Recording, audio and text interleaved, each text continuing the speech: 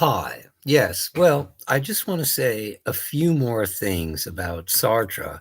Hopefully, um, just going over it again will make it a little bit clearer. Uh, I do think that there's a deep and undeniable point about motivation and authenticity and response, and an extremely implausible point about how to understand evaluation. So, just putting it very starkly for now, and then we can elaborate upon this in a moment. I think the motivation and authenticity point goes something like this. Whatever the facts of your situation may be, and we can include in that idea all kinds of social and cultural and institutional facts. You might have a job as a government official. You might be a French person in 1942 under occupation by Nazi Germany. You might be a Catholic. You might be married. Any number of cultural, legal, political facts. None of these on their own can explain why you take the course of action that you do. You take the course of actions that you take because you choose to make certain considerations count rather than others. This is, I think, just a very deep point about what autonomy or freedom really means. Your circumstances never fully explain your action. It's your decision to weigh or account or endorse certain aspects of your circumstances uh, more highly than others and give them more, you know, force or weight than others. Any attempt to resist this point, to try and fob off your action on the circumstances, like my example of the woman who claims her Catholicism precludes or wholly explains her disinclination to ever get an abortion. This is a kind of inauthenticity that the existentialists called bad faith. The exact title in their hands isn't terribly important. The important point is the idea that we must not ever mistake the place where the right explanations are to be found for the facts of our circumstances. The right explanations for our actions is always to be found to a kind of fundamental degree in the decisions and choices and motivations we happen to have. This, I think, as a point about authenticity and responsibility, is very hard to resist. Now, I think Sartre somehow thinks that our freedom, which in some sense is complete, since no set of facts ever determines our action, extends to a somewhat crazy view about evaluative attribution. Um, I can see, I'm just speculating here because to me, there's really no intrinsic connection between these two positions. So I'm just speculating as to why Sartre thought his view about one thing would entail or support his view about the other.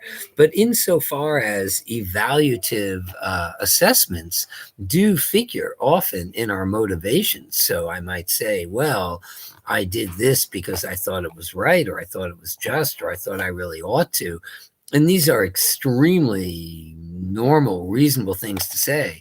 Perhaps Sartre feels that these attributions must wholly be a function of our will or endorsement, much the same way our motivational acts or our determination to be motivated one way rather than another is best understood as a decision that ultimately rests entirely with us. So I'll repeat that last point. Because we frequently do explain our motivations by reference to how we understand the moral weights of the circumstances around us. Well, I thought this was the right thing to do, or I thought if I did that, that would be very rude or unfair. And so we often explain our motivations, our actions, by reference to evaluative properties. And perhaps that explains why Sartre seems to feel or flirt with the idea that the truth conditions for these evaluative attributions must themselves be wholly a function of our decisions, much the same way our decision about whether to be motivated by a consideration is wholly ours to make.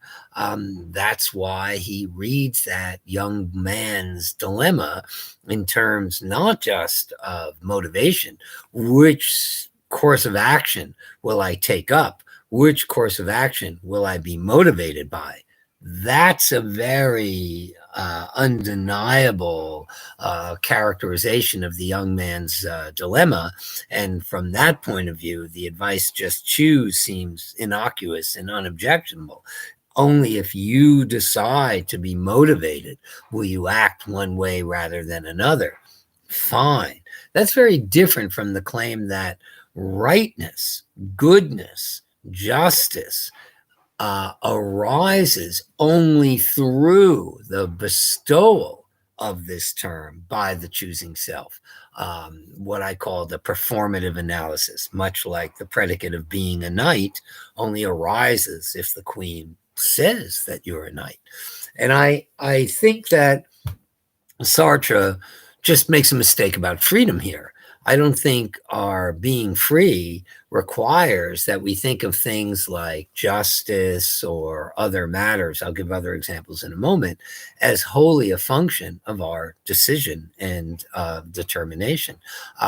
Certain considerations can lie in the circumstances, and these considerations can have moral weight.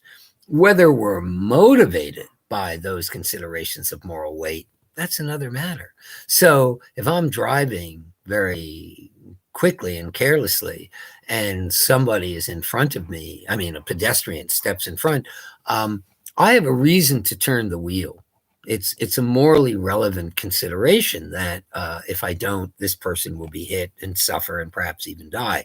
Suffering and death are morally relevant considerations. Now, I can choose to be motivated by those considerations or not, for sure. The motivation point remains undeniable, but it just seems a mistake to me to think that I can somehow choose or not to determine whether this person's suffering and death is morally relevant.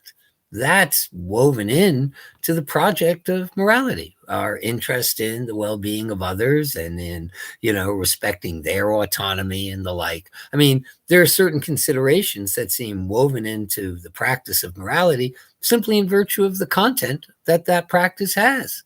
And I don't think our freedom is in any way diminished by acknowledging that point. Our freedom lies in our capacity to be moved or not moved by those considerations.